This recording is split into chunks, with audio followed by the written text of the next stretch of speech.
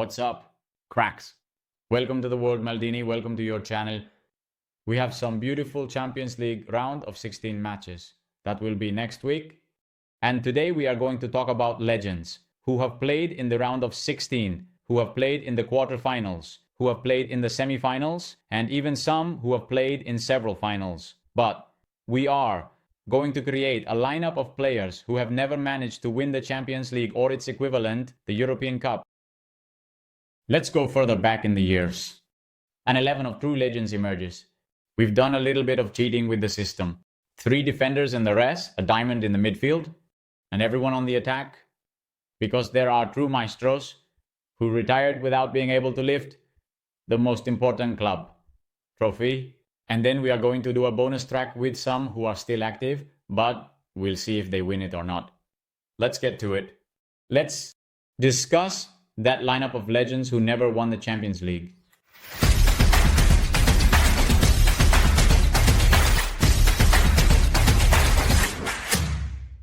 Let's start setting up the field. We begin with the goalkeeper as always, and we'll go line by line.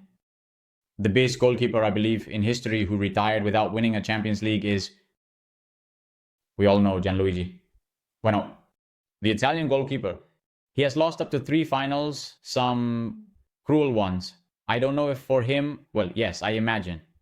The most cruel was against Milan in penalties. He also played for Parma, but didn't reach such final stages as with Juventus.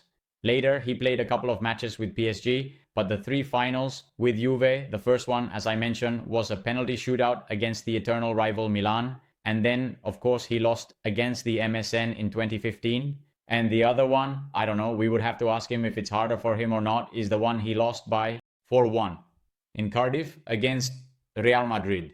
The entire defense has gone through Juve because it's a club that hasn't won the Champions League in many years. And that's why Bonucci will also be part of this lineup of players who didn't win the top European competition.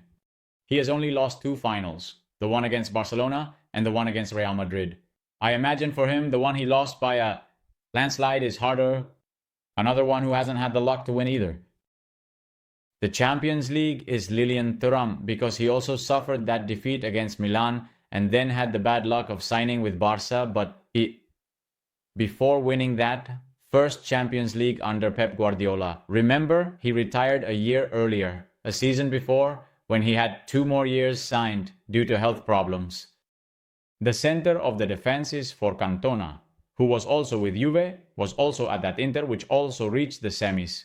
But at Real Madrid, he didn't even get past the round of 16. A defense, I tell you, with a lot of history. Bianconero, but what can we do? Let's move on to another player who also played in Italian football, but where more. Left his mark was at Arsenal under Wenger and never got past the quarterfinals. And the good Vieira wasn't lucky because when he left Arsenal, that's when Wenger's team reached that final against Barca, which isn't much consolation because the London club lost it. Here we place Patrick Vieira as the pivot. I think from what I've found, he's the top player in that position who hasn't won a Champions League. Let's go with someone who I believe didn't avoid winning it, but the price to pay was leaving his lifelong team. And he said, well, I don't want to. And Vieira hadn't appeared yet. There you have Vieira. It's none other than Totti. Francesco Totti, without much fanfare, he reached the quarterfinals, but I think it would be his worst memory because in the return leg there was that 7-1 against Manchester United in 2007, which many of you will remember. They won 2-1 against Ronaldo in the first leg, but in the return leg they received that thrashing. And Ronaldo hasn't thrived much since Totti has been around. Well, and not much in the Champions League either. I think I remember that Manola's goal, Totti was already retired. Another one I'm going to place here in the midfield in a sort of diamond. No, in a diamond that we're going to create. To the right of Patrick Vieira, I'm going to place someone who might not be in the top 10 of his position historically. Or many people might not consider him a legend. But for me, the player I'm about to mention is magic. For me, he is a legend of Spanish football.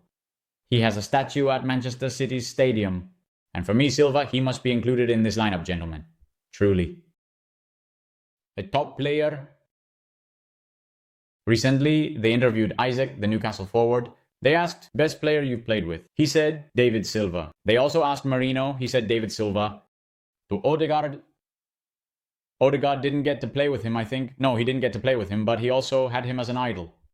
And David Silva, what he does at Manchester City seems to me to be of absolute legend.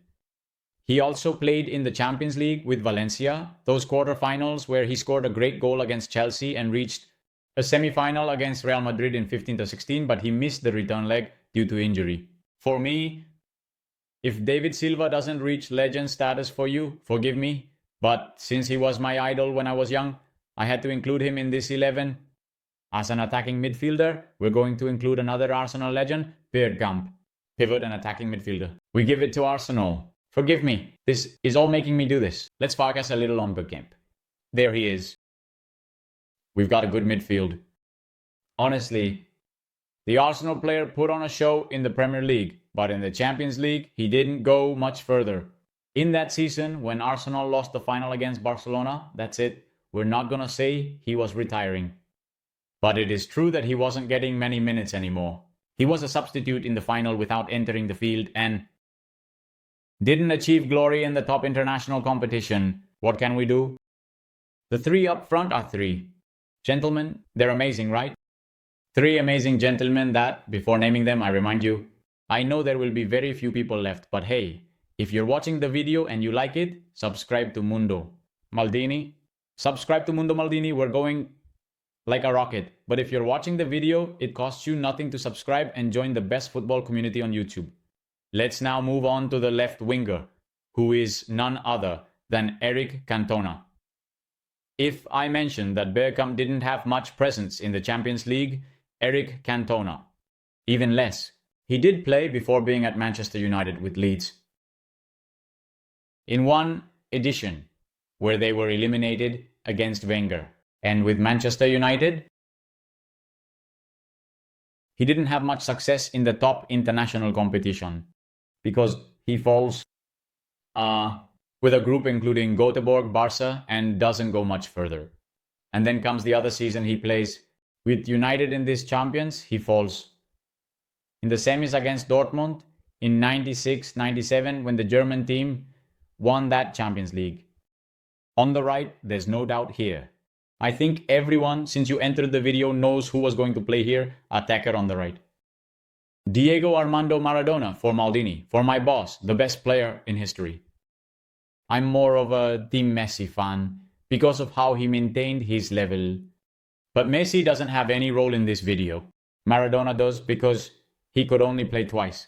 This competition, the European Cup, remember in the past when only league winners participated in this competition. For example, with Barca, he never got to play in that European Cup. And with Napoli, he did, having the bad luck that one year they fell in the first round against Real Madrid and lost. And another year they fell in the second round against Spartak Moscow. In penalties, I imagine the cold at that time had a lot to do with it. And we couldn't see the best Napoli, which had just been league champion. But it is true that all of you who are older, and for those who are not, if you have seen documentaries or read about it, about that era, it was already a declining Napoli in which Maradona said he wanted to leave and so on. So he couldn't lift the Champions League, but he did lift with Napoli. The UEFA Cup as of this 11, I think, Bueno Cantona. And Maradona lifted, well, and Thuram, I think they also lifted the UEFA Cup. Here, at the front, be careful because you can see many photos of that player lifting a big-eared trophy, but it's a trick. It's about Ronaldo Nazario. The best number 9 in history for many. If injuries had respected him, we would have him in a top 5 best players in the world. Who knows? But Ronaldo in the 2028 appears in photos winning that the Milan Champions League, but nothing could be further from the truth because he wasn't registered. He wasn't enrolled for that competition. As you see on screen, he was at the celebration, but he didn't win that Champions League. That Champions League is the famous revenge of Milan against Liverpool, which lost with the very famous Liverpool comeback in 2005. Milan takes revenge by winning 1-2 against Liverpool in 06 and 07, but Ronaldo does not participate in that Champions League. Not a single minute. So, we cannot classify him as a winner. A Ronaldo who indeed has had, as you are already seeing on screen, great nights. Great nights of the Champions League, especially wearing the Real Madrid jersey. There was also some edition defending the colors of Inter, but his best performances in the Champions League are with the Real Madrid jersey, precisely, in black and not in white. Because we all remember when he was applauded at Old Trafford, delivering one of the best performances, as I tell you, by a player in this competition in the European Cup or Champions League. From this lineup, I have chosen the best in my view. I look forward to your opinions in the comments about which other legends have not won the competition and should be in this lineup. And I have two left who, for now, if they retire, can be classified as legends. I think we would all agree on that, but they haven't won it. And the first is Griezmann, who has lost 2 finals. As you all know, I'm not sure if we could put him here as a winger instead of Cantona. I don't know how you see it. You all, but we have to see it. We have to see it because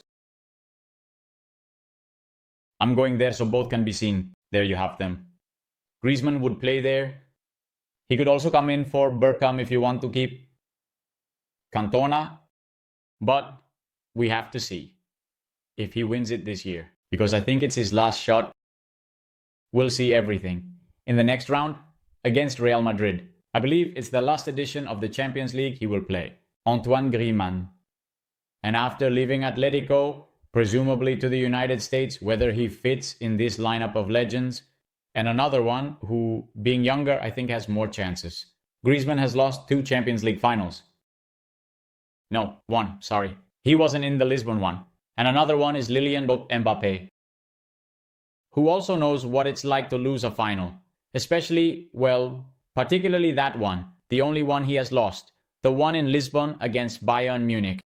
And to conclude, we should also discuss whether Mbappe can, by the end of his career, dethrone Ronaldo as a legend, which is a very big statement, or, on the contrary, displace Cantona, Totti, or Bergkamp from the lineup, which seems easier than removing Ronaldo from the lineup. These are the legends that I consider to be the best 11 players who have not won the Champions League. And then I threw in those 2 little dots of active players who still haven't won it. And for me, they are among those who are still active, the top ones who still don't have this trophy in their record. I read your comments to see what lineup you form with the legends, and also about whether Griezmann and Mbappe will first finish their season with a Champions League or not. And secondly, would they displace someone from this lineup? I hope you enjoyed the video. See you in the comments and in the upcoming videos.